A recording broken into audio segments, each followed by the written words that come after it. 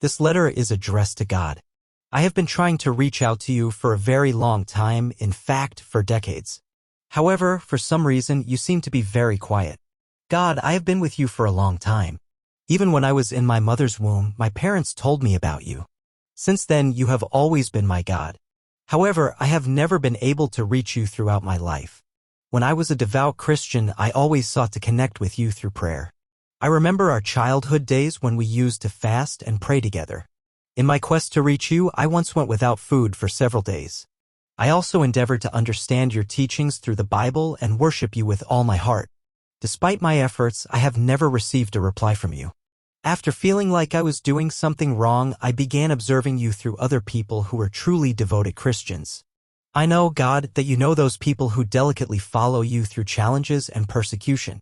These followers have been persecuted and have suffered to worship you and spread the gospel. I have witnessed their attempts to reach out to you for decades without receiving any response. At some point, I stopped following and left your house. I was in a bad place, hurting and lost. I even began to doubt the existence of God. At that point, I thought you would reach out and offer to help, but unfortunately, you were nowhere to be found. It may seem impossible to reach you. If you have an answering machine, it's likely full and you may have stopped checking it. Your children are going through difficult times in the world and they have been calling and leaving messages for years. That's why I have chosen to contact you through the internet in the public domain with many witnesses. I'm not asking for anything other than your response with the words, "I exist." I hope you will reply and I will publicly testify that God is real.